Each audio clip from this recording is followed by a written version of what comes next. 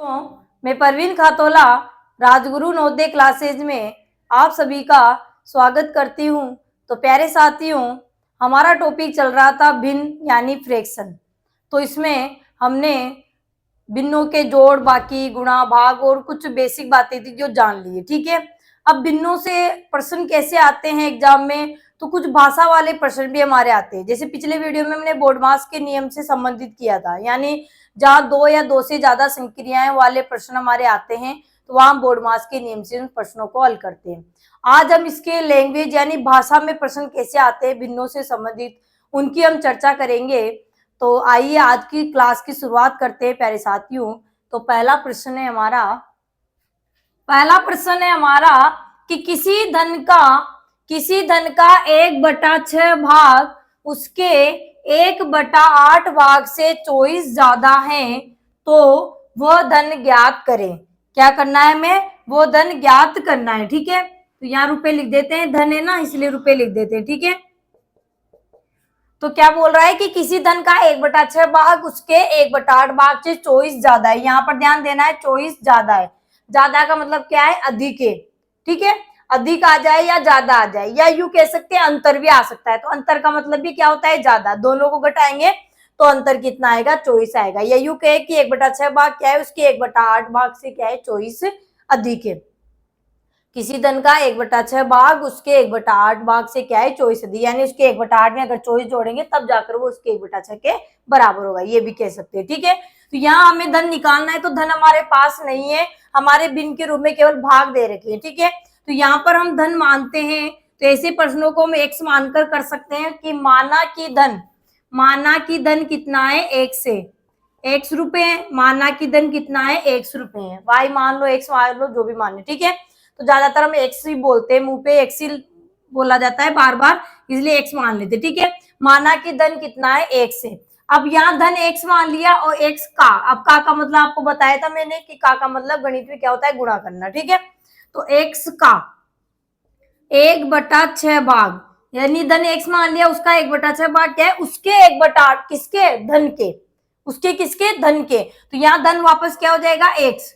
उसके 1/8 भाग से क्या है? 24 अधिक है। तो यहाँ हम बराबर में लिखकर यहाँ प्लस में 24 लिख देंगे कि इसका 1/6 भाग क्या है? उसके ही 1/8 भाग से 24 अधिक, यानी 1/6 एक्स का 1/6 बराबर एक्स का 1/8 प्लस 24 होगा। ये समीकरण बन गया हमारा। ठीक है। इसको हमें हल करना है तो धन हमें मिल जाएगा। ठीक है।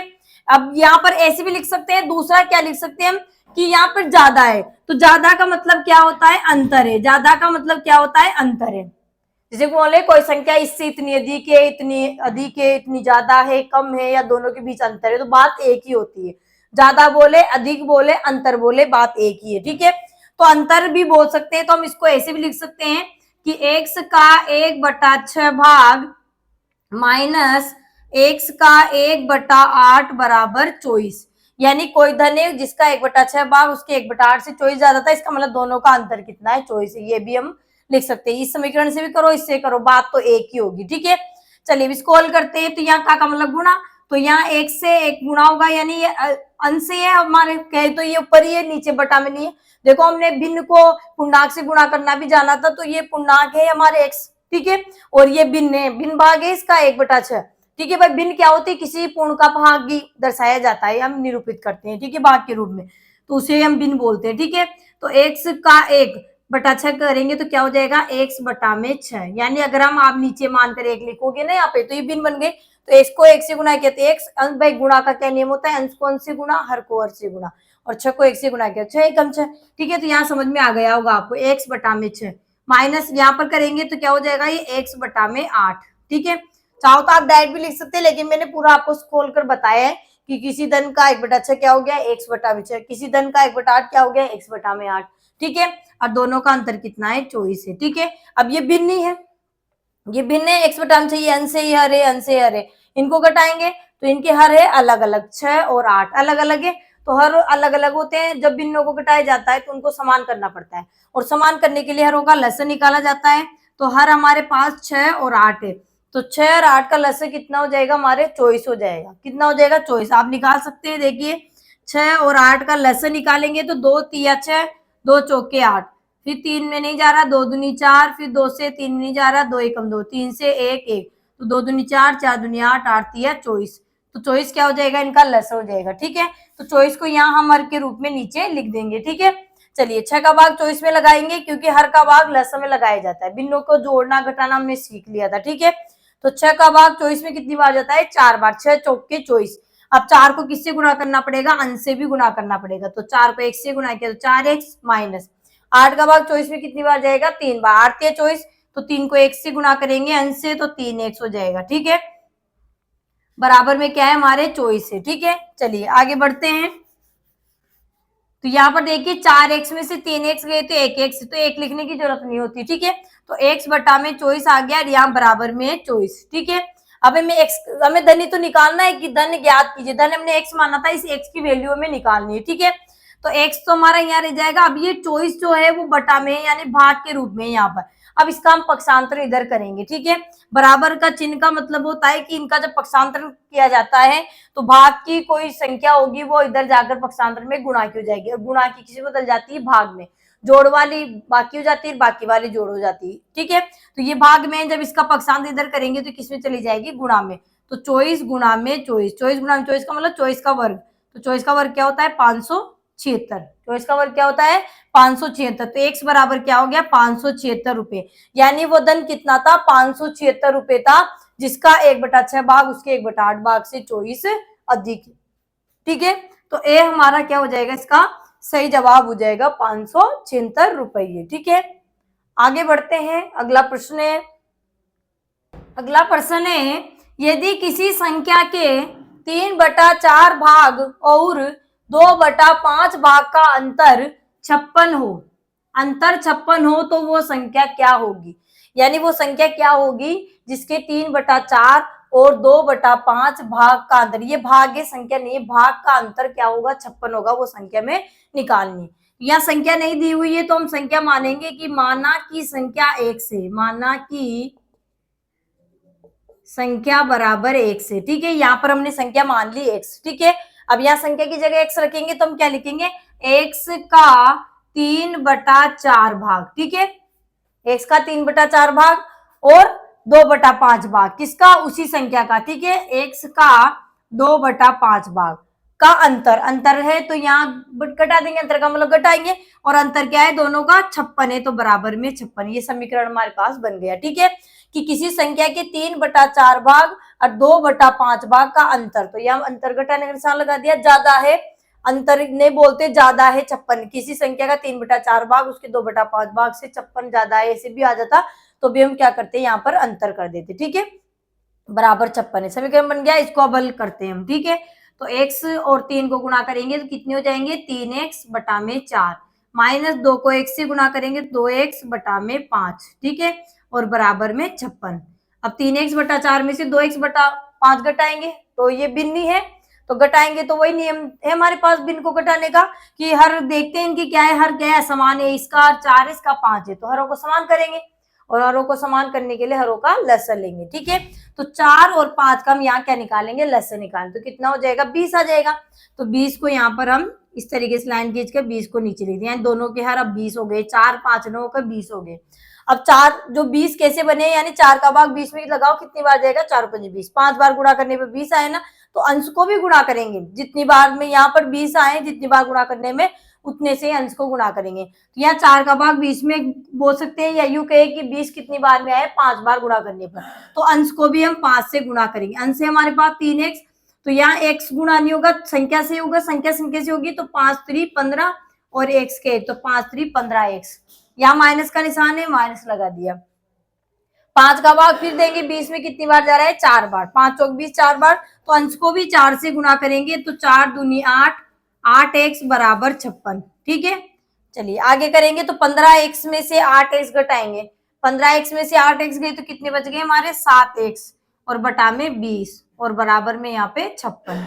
ठीक है, आगे देखिए, अब यहाँ x का मान तो हमें निकालना है, तो x तो यहाँ रह जाएगा हमारा बराबर 56। अब देखिए x के साथ ये जो 7/20 जो भिन्न आपको दिख रही है, 7/20 जो भिन्न दिख रही है, जैसे इसको अगर हम अलग अलग लिखे तो इसको हम क्या लिखेंगे, 7/20 गुणा में x, ऐसे लिख सकते हैं ना भाई। तो यहाँ 7/20 जो भिन्न है वो क्या हो जाएगी हमारी, ये भिन्न है यहाँ पर 7/20। जब इसका पक्षांतर करेंगे तो पक्षांतर करेंगे तो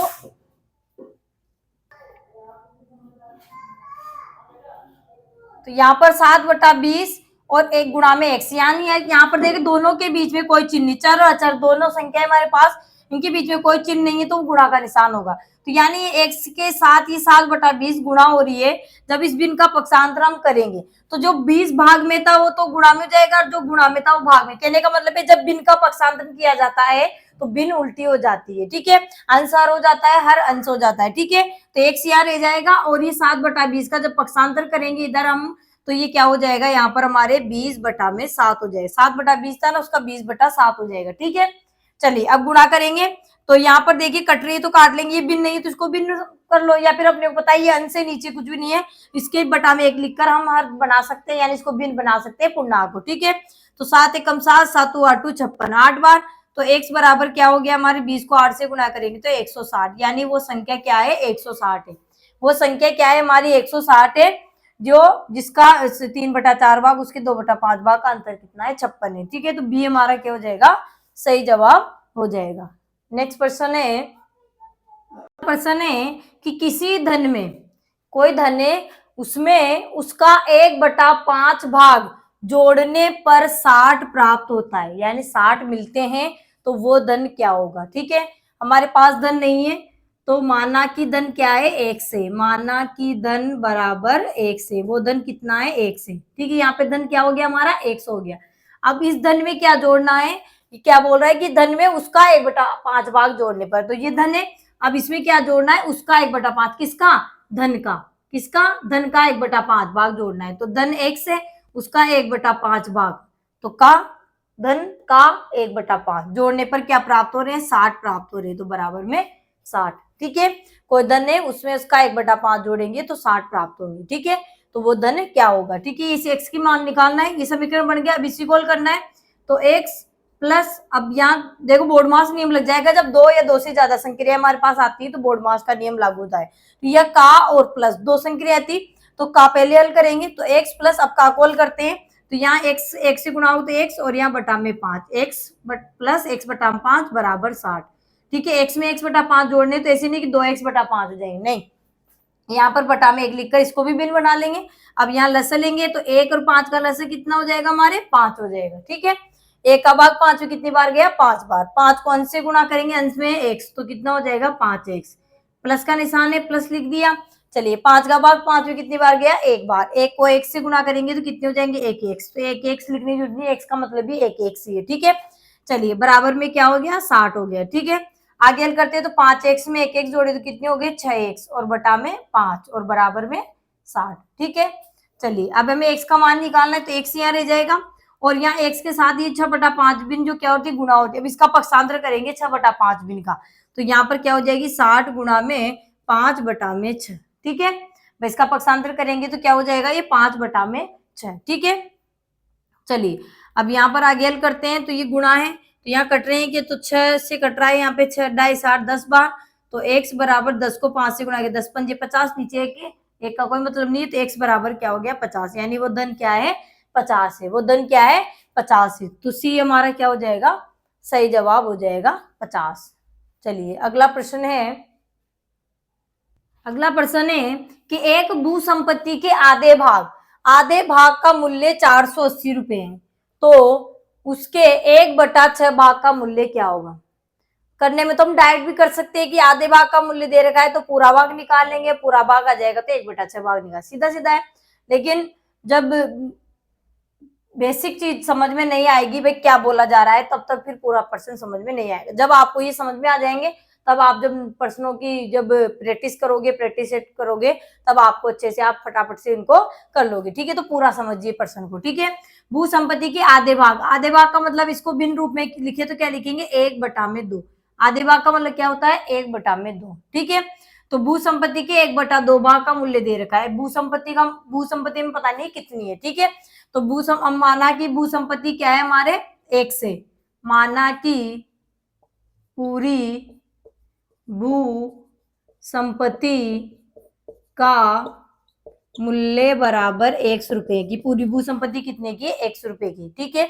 अब उस भू संपत्ति के आधे भाग का दे रखा है, तो भू संपत्ति का पूरा मूल्य 1 से उसके आधे भाग का, तो उसका 1/2 हो गया आधा भाग, उसका मूल्य कितना है हमारे 480 रुपए है। ठीक है, तो पूरा मूल्य निकालेंगे, पूरा मूल्य भी निकालना होगा ना, तो इसका 1/2 है, इसका उल्टा गुणा कर देना है, ऐसे भी कर सकते हैं। ठीक है, तो x का मतलब गुणा हो गया 1/2 बराबर 480। ठीक है, x यहाँ रह जाएगा, अब 1/2 है, भिन्न का पक्षांतर करेंगे तो उल्टा हो जाएगा, तो 480 गुणा में 2/1, तो कितना हो गया हमारे 960 रुपए, यानी संपत्ति, पूरी संपत्ति का मूल्य कितना हो गया 960 रुपए। ठीक है ना भाई, आधा 480 है तो आधा 480 होगा तो पूरा 960 हो गया ना, तो पूरी भू संपत्ति का मूल्य कितना हो गया 960 रुपए हो गया। तो बोल रहा है कि उसके 1/6 भाग का मूल्य बताओ, पूरी संपत्ति के 1/6 का, तो 1/6 निकाल लेंगे, पूरी संपत्ति का मूल्य 960 हो गया, उसका 1/6 भाग निकालना है, तो 960 का 1/6 भाग का मूल्य निकाल लेंगे, तो 960 का मतलब गुणा 1/6, तो 6 से कट जाएगा, 6 एकम 6, 3 बज गए, 6 छक्के 36, और यहाँ भाग टूट की 0, यानी 160 रुपए। तो उस भू संपत्ति के 1/6 भाग का मूल्य कितना हो जाएगा 160 रुपये। ठीक है, तो यहाँ बी हमारा क्या हो जाएगा, सही जवाब हो जाएगा 160 रुपये। नेक्स्ट प्रश्न है, अगला प्रश्न है, किसी संपत्ति के 2/3 भाग का मूल्य 2200 रुपये है। किसी संपत्ति है उसके 2/3 भाग का मूल्य है 2200 रुपये, तो इसके 3/11 भाग का मूल्य है। तो हमें पहले पूरी संपत्ति पता होगी तभी उसका 3/11 भाग का मूल्य निकालेंगे, तो हमें 2/3 भाग का मूल्य तो दिया हुआ है, तो यहाँ से हमें पूरी संपत्ति मिल जाएगी। तो हम कहेंगे माना कि संपत्ति बराबर है x, ठीक है, और उस संपत्ति का कितना दे रखा है भाग 2/3, 2/3 भाग का मूल्य कितना है हमारे पास 2200 रुपये। ठीक है, हमने कहा कि माना कि वो संपत्ति कितनी थी x, क्योंकि पूरी संपत्ति आएगी तभी, जब पूरी हमारे पास संपत्ति या कुल संख्या जब होती है तभी उसका हम भाग निकाल पाते हैं। ठीक है, तो यहाँ पूरी संपत्ति पहले हमें निकालनी पड़ेगी, तो पहली लाइन से हमें संपत्ति मिल जाएगी। ठीक है, तो माना कि संपत्ति कितनी है हमारी x है। ठीक है, और उस संपत्ति x मान ली, उसके 2/3 भाग का 2/3 भाग का मूल्य कितना है 2200 है, तो यहाँ बराबर में 2200 लिख दिया। ठीक है, तो x, अब देखिए का मतलब क्या होता है गुणा होता है 2/3, या फिर आप ऐसे भी लिख सकते हैं 2x/3 लिखो, या x गुणा में 2/3 लिखो, अलग अलग इसलिए लिखा है ताकि आप दिक्कत नहीं आए, आपको परेशान नहीं आए कि कैसे हुआ। ठीक है, और यहाँ पर 2200। ठीक है, x का मान हमें निकालना है संपत्ति का, तो x यहाँ रह जाएगा 2/3, जो भिन्न है इसका पक्षांतर करेंगे तो क्या हो जाएगा 2200 गुणा में 3/2। ठीक है, उल्टा हो जाएगा। चलिए 2 से कट रहे हैं ये कितनी बार 1100 बार, और 1100 को 3 से गुणा करेंगे तो कितने हो जाएंगे 3300, तो 3300, यानी वो संपत्ति कितनी थी 3300 थी। ठीक है, पूरी संपत्ति हमारे पास आ गई। अब क्या कहा है कि इसके 3/11 भाग का मूल्य बताओ, 2/3 का तो बता ही रखा है, उनको बोला है कि 3/11 का मूल्य बताओ। तो संपत्ति 3300 आई है, तो 3300 का क्या निकालना है हमें 3/11 भाग निकालना है, तो 3300 का मतलब गुणा 3/11, 11 से कट रहे, 11 से 11 33, 300 बार, और 300 को 3 से गुणा किया तो 900 रुपये, यानी उस संपत्ति के 3/11 भाग का मूल्य कितना हो जाएगा 900 रुपये हो जाएगा। ठीक है, तो ए हमारा क्या हो जाएगा सही जवाब हो जाएगा 900 रुपये। नेक्स्ट प्रश्न है, अगला प्रश्न है कि 57 का 2/3, 57 का 2/3 90 के 1/3 से कितना अधिक है। यहाँ अधिक बोला है, तो अधिक का मतलब भी पहले प्रश्न में मैंने बताया था, अधिक का मतलब ज्यादा का मतलब क्या होता है अंतर है। ठीक है भैया, इससे कितना अधिक है यानी अंतर कह सकते हैं। ठीक है, तो यानी 57 का 2/3 बोला गया, 57 का 2/3, तो 2/3 यहाँ हिंदी में लिखा है, इसको हम भाग के रूप में लिखेंगे गणित में, तो कैसे लिखेंगे 2/3। 57 का 2/3 कैसे लिखेंगे 2/3। ठीक है, 90 के 1/3, तो 90 का 1/3 मतलब 1/3, कितना ज्यादा है यानी घटा देंगे, घटाएंगे तभी पता चलेगा ना कितना अधिक है इससे। ठीक है, चलिए तो पहले 57 का 2/3 निकाले, तो 57 का मतलब गुणा 2/3। ठीक है, तो 3 से कट रहे हैं हमारे, 3 एकम 3, 2 बज गए 3 19 बार, 19 3 57 होते हैं, 19 को 2 से गुणा करेंगे तो 19 दूनी 38। ठीक है, नीचे तो कुछ भी नहीं है ना भाई, इसके नीचे 1 लगा लो, अगर आपको परेशानी होती है कि पूर्णांक को भिन्न से कैसे गुणा करें तो नीचे 1 लगा लो, तो ये भिन्न बन गई। ठीक है, तो आराम से कर सकते हैं, 19 दूनी 38, और बटा में यहाँ 3 से 1 बार कट गया, नीचे 1 आएगा, एक का मतलब नहीं है। ठीक है, माइनस, और यहाँ पे 90 का क्या निकालना है हमें 1/3, तो 90 का मतलब गुणा 1/3, तो 3 से कट रहे हैं यहाँ पर भाई, काटे कैसे जाते हैं भिन्नों को, अंश को हर से, हर को अंश से सेम पार्ट से काटना होता है। तो यहाँ 3 से कट रहे दोनों सेम पार्ट से, कितनी बार? 30 बार। और 30 को 1 से गुणा, 30 एकम 30, नीचे एक है, एक का मतलब कुछ नहीं, ठीक है। तो 38 में से 30 गए तो कितना बच गया? 8, यानी कितना अधिक है? 8 अधिक है। 57 का 2 तिहाई क्या है? 90 के 1 तिहाई से 8 अधिक। या फिर अंतर नहीं करना चाहते तो आप अलग अलग निकालो, फिर बता दो भाई इतना अधिक है, फिर तो घटाना पड़ेगा, बात तो एक ही है। तो 38 में से 30 गए तो कितने बच गए? 8, यानी 8 अधिक है। तो ए हमारा क्या हो जाएगा? सही जवाब हो जाएगा 8, ठीक है। चलिए नेक्स्ट प्रश्न है, अगला प्रश्न है कि 144 का 3/4 गुना 96 के 2/3 गुना से कितना अधिक है? ठीक है, गुने, गुने का मतलब क्या होता है? गुना, ठीक है। गुने का मतलब क्या होता है? गुना। 144 का 3/4 गुना 96 के 2/3 गुने से कितना अधिक है? अधिक का मतलब क्या होता है? अंतर बताना है कि कितना अधिक है, ठीक है। तो 144 का 3/4 96 के 2/3 कितना अधिक है? मतलब अंतर कर देना, ठीक है। निकालते हैं 144 का 3/4। तो 144 का मतलब गुणा 3/4, ठीक है। और 96 का मतलब गुणा 2/3, ठीक है। तो यहाँ हल करते हैं अपने। तो देखिए 4 और 144, 4 के पार से कट रहे हैं तो 4 से काट लेंगे, 4 एकम 4, 4 से 4 3 12, 2 बच गए, 24 हो गए, 4 6 24, ठीक है।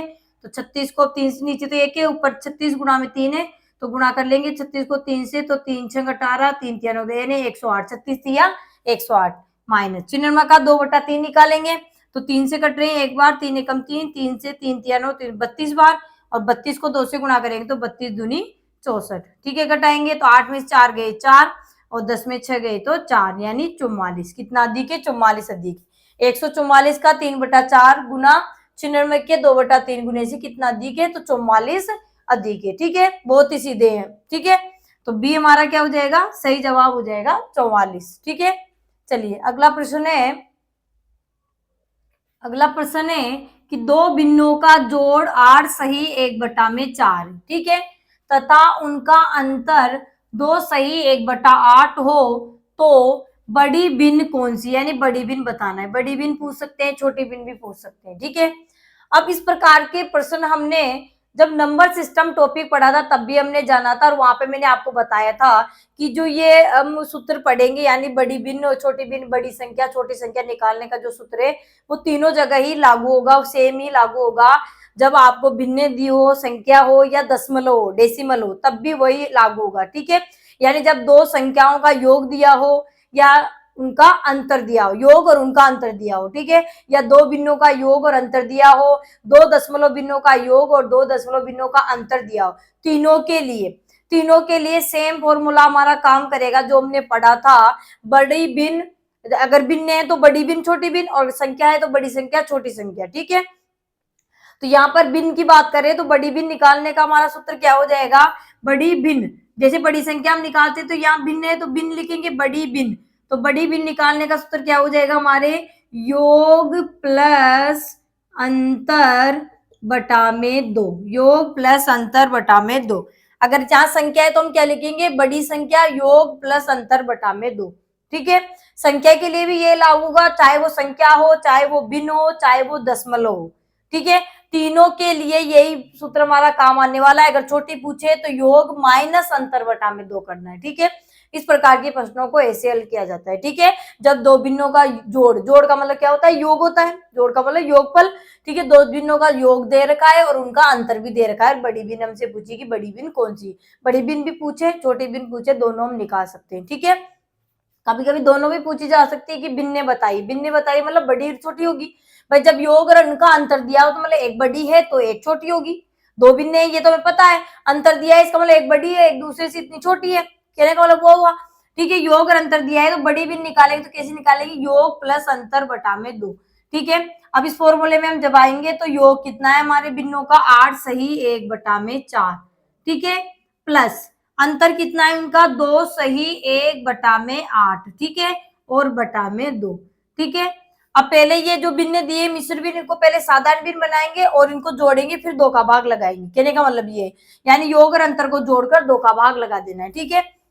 चलिए तो यहाँ साधारण भिन्न बनाएंगे तो 8 चौक 32 से कितने हो गए? 33, 33/4 प्लस 2 8 16 और 1 17, 17 बटा में 8 और बटा में 2। ठीक है, चलिए यहाँ पर आगे हल करते हैं। यहाँ पर तो देखिए इन भिन्नों को जोड़ेंगे पहले, बट भाग तो बाद में लगाएंगे, पहले भिन्नों को जोड़ेंगे। ठीक है, तो 33 बटा 4 में 17 बटा 8 जोड़ने, दोनों के हर असमान, तो पहले हरों को समान करके भिन्नों को जोड़ा जाएगा। भिन्नों को जोड़ बाकी हमने सीखा था। तो यहाँ भिन्नों के हर है 4 8, तो लसा लेंगे तो 8 आ जाएगा। अब 4 का भाग 8 में कितनी बार जाता है? 2 बार। 4 दूनी 8, 2 होते हैं, 2 को 33 से गुना करेंगे तो 33 दूनी 66। आगे प्लस का निशान है, प्लस लगा दिए। 8 का भाग 8 में कितनी बार गया? 1 बार। तो 1 को अंश से यानी 17 से गुना, 17 एकम 17, बटा में 2 भी है तो यहाँ बटा में 2 लिख देंगे। ठीक है, चलिए आगे हल करते हैं। तो 66 और 17 जोड़ेंगे तो कितने हो जाएंगे हमारे? 83, यानी 6 7 13 और 6 1 7 1 8 83, 83 बटा में 8 और बटा में 2। ठीक है, अब 2 का भाग लगाएंगे तो भाग 2 है यहाँ पर। ठीक है, तो 2 के नीचे हम बटा में 1 लिख देते हैं, तो ये 2 बटा 1 हुई ना। अब इसका भाग लगाएंगे तो भाग कैसे हल किया जाता है? देखो इसका मतलब ऐसे भी लिख सकते हैं हम इसको, 83 बटा में 8 भाग 2, ऐसे भी लिख सकते हैं। बात एक ही, बटा का मतलब क्या होता है? भाग करना ही होता है। अब ये भाग है तो इसके नीचे एक मान के ये भिन्न बन गई। अब इसको आगे हल करेंगे तो हम 83 बटा में 8।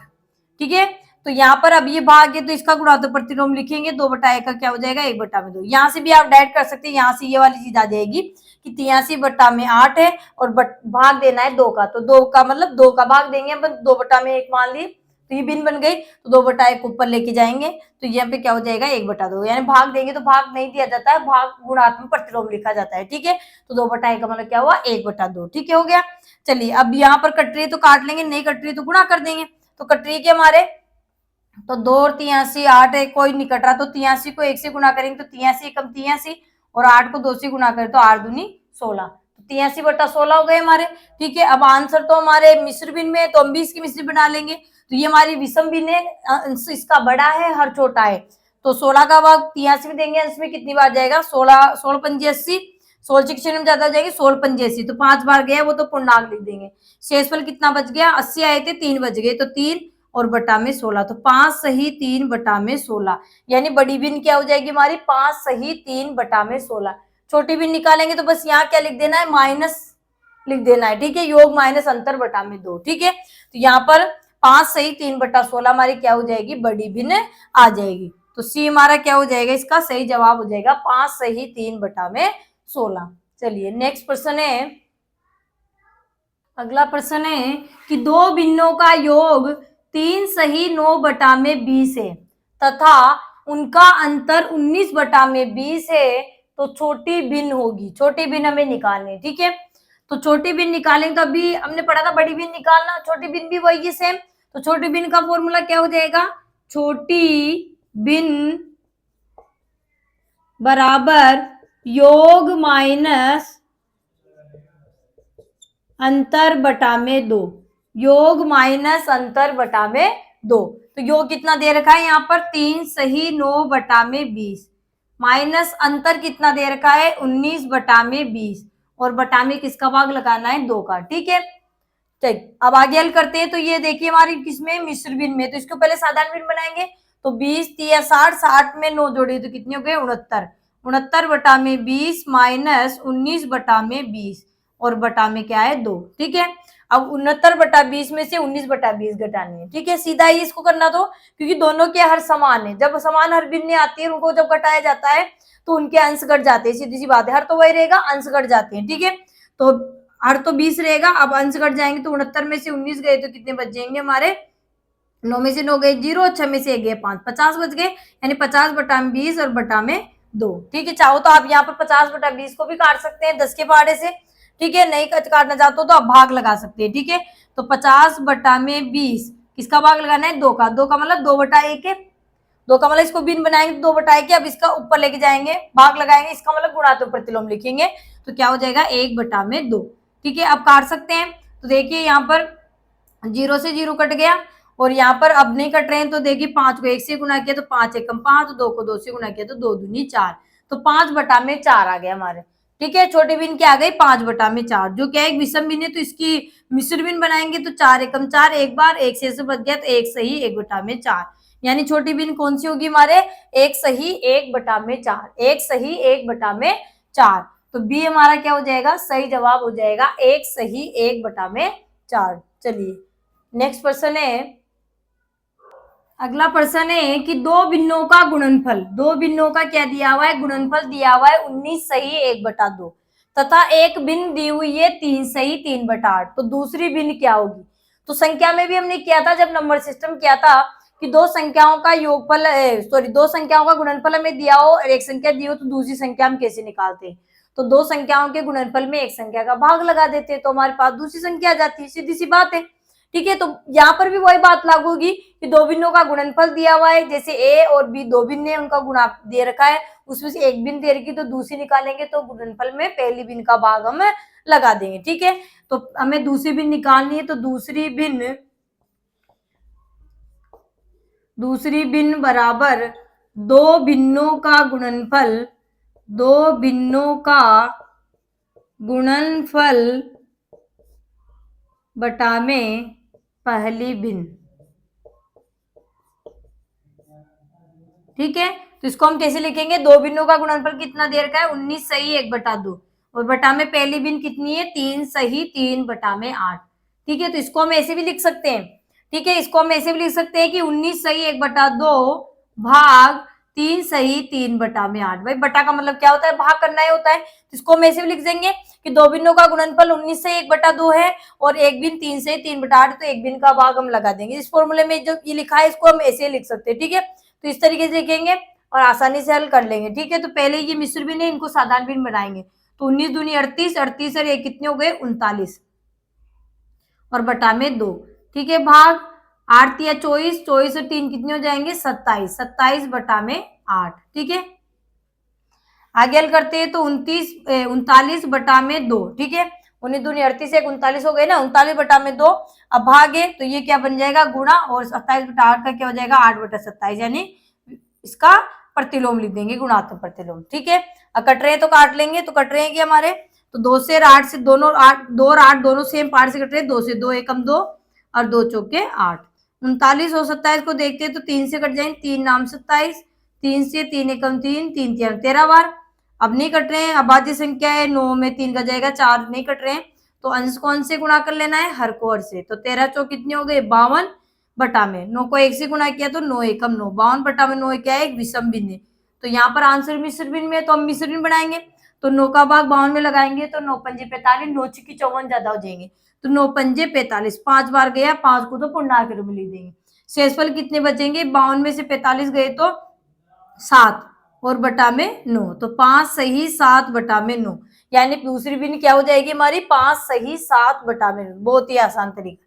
ठीक है, तो डी हमारा क्या हो जाएगा, सही जवाब हो जाएगा 5 सही 7 बटा में 9। ठीक है, चलिए नेक्स्ट प्रश्न है, अगला प्रश्न है कि दो भिन्नों का गुणनफल 24 सही 1/2 है तथा एक भिन्न 3 सही 1/8 है, तो दूसरी भिन्न क्या होगी। ठीक है, तो वही अभी हमने फॉर्मूला लगाया था दूसरी भिन्न निकालने का, तो दूसरी भिन्न बराबर दो भिन्नों का गुणनफल बटा में पहली भिन्न। तो दो भिन्नों का गुणनफल कितना दिया हुआ है 24 सही 1/2 और बटा में पहली भिन्न कितनी है 3 सही 1/8। ठीक है, तो इसको हम ऐसे भी लिख सकते हैं कि 24 सही 1/2 भाग 3 सही 1/8। ठीक है, बात तो एक ही है, दो भिन्नों के गुणनफल में एक भिन्न का भाग लगा देंगे तो दूसरी भिन्न निकल जाएगी। ठीक है, अब ये मिश्र भिन्न है तो पहले इनकी क्या बनाएंगे हम, साधारण भिन्न बनाएंगे। ठीक है, तो 24 दूनी 48, 48 और एक कितने हो गए 49 और बटा में 2 भाग 8 या 24 और एक 25, 25 बटा में 8। ठीक है, चलिए आगे हल करते हैं तो 49 बटा में 2 और भाग गुणा में और 25 बटा 8 क्या हो जाएगा 8 बटा में 25। ठीक है, अब कट रही है तो काट लेंगे, तो 2 और 8 कट रहे हैं, 2 एकम 2, 2 चौके 8, 25 5 से कट सकता है, 49 7 से कटेगा तो अब कटने वाली नहीं है। ठीक है, तो अंश को अंश से गुणा, हर को हर से, तो अंश से हमारे 49 और 4 गुणा करेंगे तो 4 नाम 36 हासिल की 3, 4 चौक 16 और 16 और 3 कितने हो जाएंगे 19 196 और 25 एकम 25। ठीक है, अब ये मिश्र भिन्न विषम भिन्न है, अंश बड़ा हर छोटा विषम भिन्न है तो इसके मिश्र भिन्न बना सकते हैं और आंसर भी हमारे मिश्र भिन्न में, तो मिश्र भिन्न बनानी पड़ेगी। तो 25 का भाग एक चिन्ह में लगाएंगे तो कितनी बार जाएगा, 25 साते 175, 25 आटे 200 जाएंगे तो ज्यादा हो जाएंगे, 25 साते 175, 7 बार गया तो 7 तो पूर्णांक के रूप में लिख दिया। अब शेषफल कितने बच गए, तो 196 में से 175 गए तो 21 बच जाएंगे। देखो 196 आया था और 25 साते 175 आए थे, घटाएंगे तो 1 2 यानी 21 बच गए। ठीक है, 21 और बटा में 25। ठीक है, शेषफल अंश बन जाएगा और ये 25 हर था वो हर में बटा के रूप में रहेगा। ठीक है, तो 7 सही 21 बटा में 25। दूसरी भिन्न क्या हो जाएगी हमारी, 7 सही 21 बटा में 25। तो सी हमारा क्या हो जाएगा, सही जवाब हो जाएगा 7 सही 21 बटा में 25। नेक्स्ट प्रश्न है, अगला प्रश्न है कि 4 सही 1/7 को किस संख्या से गुणा किया जाए कि गुणनफल 24 सही 1/7 प्राप्त हो। 4 सही 1/7 को किस संख्या से गुणा किया जाए कि गुणनफल 24 सही 1/7 हो। जैसे अभी हमने पहले किया था, यहाँ केवल भाषा चेंज हुई है प्रश्न की। ठीक है, बस ये भाषाएं तो हमें जाननी होती है, सवाल हमें आते हैं कैसे आते हैं, गुणा जोड़ बाकी गुणा भाग, 4 ही चीज चलेगी भिन्न में, भिन्नों के जोड़, भिन्नों के बाकी, भिन्नों के गुणा, भिन्नों के भाग। ठीक है, करना हमें आता है, लेकिन जब प्रश्न आता है तब हम भूल जाते हैं कि इसमें करें क्या, कैसे करें। ठीक है, तो अभी जो पहले प्रश्न किए थे हमने, इससे पहले वाले 2 प्रश्न, वैसा ही प्रश्न ये है, केवल यहाँ भाषा बदल दी गई है। देखिए कैसे, क्या कहा गया है कि 4 सही 1/7 को यहाँ पर किससे गुणा किया जाए। यहाँ पर किससे गुणा किया जाए, तो हमने कहा कि 1 से गुणा कर देंगे तो गुणनफल क्या आ जाएगा, 24 सही 1/7। तो कहने का मतलब क्या हुआ कि 2 भिन्नों का गुणनफल कितना दिया हुआ है, 24 सही 1/7 दिया है ना, यही हुई ना बात। तो और एक भिन्न हमें दिए, दूसरी भिन्न निकालनी है, तो बात तो वही हुई ना कि 2 भिन्नों के गुणनफल में हम क्या कर देंगे, एक भिन्न का भाग लगा देंगे, यानी 4 सही 1/7। बात तो वही हुई है, केवल भाषा बदल दी गई है। तो भाषा जो बदली है वो मैंने यहाँ लिख दी है। कहा गया है कि 4 सही 1/7 को किससे गुणा किया जाए, तो मैंने कहा या आपने कहा, जो भी कर रहे हैं, तो यहाँ पर हमने कहा कि 1 से गुणा कर देते हैं तो हमारे गुणनफल क्या आ जाता है, 24 सही 1/7। ठीक है, तो यहाँ पर 2 भिन्न हो गई ना हमारी, 1 और ये 2।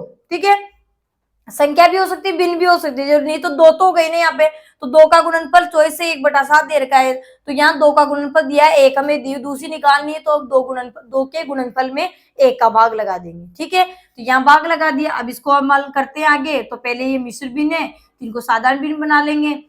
तो यहाँ पर भिन्न बनाएंगे तो 24 साते कितने हो जाएंगे, 24 साते 7 चौक 28, 2 7 दूनी 14, 2 18, 24 साते 168 और 1 जोड़ देंगे तो कितने हो जाएंगे, 169 और बटा में 7। ठीक है, भाग 7 चौक 28, 28 में 1 जोड़े तो कितने हो गए, 29 बटा में 7। आगे हल करेंगे तो 169 बटा में 7 गुणा 29/7 का क्या हो जाएगा, 7 बटा में 29। ठीक है, 7 से 7 कट गया एक बार। अब 29 अभाज्य संख्या है, तो 29 से तो 169 कटते तो ठीक है, तो नहीं कटेंगे, तो 169 बटा में 29 है, इसकी हम मिश्र भिन्न बना लेंगे। अब 29 का भाग 169 में लगाएंगे तो कितनी बार जाएगा, 29 पंजे 145, 29 की ज्यादा हो जाएंगे, तो 29 पंजे 145, 5 बार गया, 5 को यहाँ पूर्णांक के रूप में लिख देंगे। अब कितने बच जाएंगे, यहाँ पर 169 थे ना, 29 पंजे 145 हुए थे, घटा लो, 9 में से 5 गए 4, 6 में 4 गए 2, यानी 24 बच जाएंगे, तो 24 और बटा में 29। ठीक है, मिश्र भिन्न बनाना आपको मैंने पहले सिखा दिया है। तो 5 सही 24 बटा में 29, यानी वो संख्या, यानी वो भिन्न क्या होगी, संख्या नहीं आई यहाँ पर, भिन्न आई तो कोई दिक्कत नहीं है। तो 4 सही 1/7 को जब हम 5 सही 24 बटा 29 से गुणा करेंगे तब हमारे गुणनफल 24 सही 1/7 आएगा। ठीक है, तो यहाँ पर हमारा ए हमारा क्या हो जाएगा, इसका सही जवाब हो जाएगा। ठीक है, चलिए आगे बढ़ते हैं। अगला प्रश्न है कि 9 सही 1/4 में से क्या घटाए कि अंतर 3 सही 1/5 3 सही 1/8 प्राप्त हो। ठीक है, क्या बोला गया है कि 9 सही 1/4 में से क्या घटाए, तो हम कहेंगे कि x घटा देते हैं, तो क्या हो जाता है, अंतर।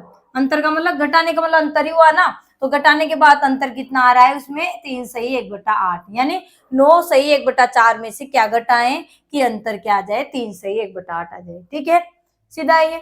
चलिए देखिए यहाँ पर समझिए, जैसे मैंने कहा कि 5 में से यहाँ पर कितना घटाए कि 3 आ जाए। 5 में से यहाँ पर कितना घटाया जाए कि 3 आ जाए। तो इसको तो आप फटाफट बता दोगे कि 5 में से कितने घटाएंगे हम, 2 घटाएंगे तो यहाँ पर कितने आ जाएंगे, 3 आ जाएंगे। अब ये 2 कैसे आए, आप डायरेक्ट यहाँ पे तो बता दिए। तो 2 कैसे आए, जब 5 में से 3 घटाए तभी 2 आए ना हमारे, कि 5 में से 3 गए तो 2 आ जाएंगे, यानी यहाँ पे 2 घटाना पड़ेगा, 2 घटाएंगे तब 3 आ जाएंगे। तो यही बात यहाँ पर लागू करनी है। ये समझ में आ गया, तो ये भी समझ में आ जाएगा। मैंने कहा कि 5 में से क्या घटाएं कि 3 प्राप्त हो, तो आप कहोगे कि 5 में से 2 घटा देंगे तब 3 प्राप्त हो जाएंगे। ठीक है, तो यहाँ पर 2 कैसे लाए आप कि 5 में से 3 घटाए तब 2 आए। ठीक है, तो बात एक वही है। यहाँ पर देखिए 9 सहित 1/4 में से क्या घटाए कि 3 सही 1/8 आ जाए। ठीक है, तो यहाँ पर 9 सही 1/4 में से क्या घटा देंगे, 3 सही 1/8 घटा देंगे। अगर ऐसे समझ में नहीं आ रहा तो समीकरण तो हमारा बन ही गया कि 9 सही 1/4 में से x घटाएंगे तो 3 से 1/8 आएंगे। ठीक है, तो यहाँ पर देखिए ये x के आगे क्या है, हमारे माइनस का साइन है। ठीक है, नेगेटिव साइन है, तो ये इसका पक्षांतर करेंगे तो ये तो इधर आ जाएगा, तो ये तो किस में चला जाएगा, प्लस में चला जाएगा। ठीक है, अब 9 सही 1/4 पॉजिटिव में, अब ये इधर प्लस में आएगी और ये प्लस की है। ठीक है, किसी के साइन नहीं लगाता संख्या के आगे तो वो पॉजिटिव होती है, तभी जब इसका पक्षांतर इधर करेंगे तो किस में आ जाएगी, माइनस में। तो यहाँ क्या हो जाएगा हमारा -3 सही 1/8, और ये इधर माइनस की साइन थी तो इधर आके प्लस में, यानी कुल मिलाकर हमें x का मान पता चल गया। ठीक है, यहाँ इस तरीके से निकाल लेंगे। आपको भी यहाँ पता है, मैंने समझाया, बात वही हो गई, तो हम यहाँ पर इसको घटा देंगे। ठीक है, तो हमें वो संख्या प्राप्त हो जाएगी, क्या घटाना पड़ेगा। ठीक है, मिश्र भी ने तो साधारण भी बनाएंगे, 9 चौके 36 रे कितने हो गए 37, 37/4 माइनस 8 × 24 रे कितने हो गए 25, 25/8 बराबर x। 4 8 है, यहाँ पे भिन्नों को घटाएंगे तो लस लेंगे क्योंकि असमान है हर। 4 8 का लस कितना आ जाएगा हमारे 8 आ जाएगा। 4 का भाग 8 में कितनी बार जाएगा, 2 बार। ठीक है, 4 दूनी 8 तो 2 को 37 से गुना करते तो 37 दूनी 74। ठीक है, तो 7 14 74। ठीक है, 8 का भाग 8 में कितनी बार, 1 बार। 1 को 25 से गुना किया तो 25 घटाएंगे, तो 14 में से 5 गए तो 9, और यहाँ पर 6 में से 2 गए तो 4 और बटा में 8।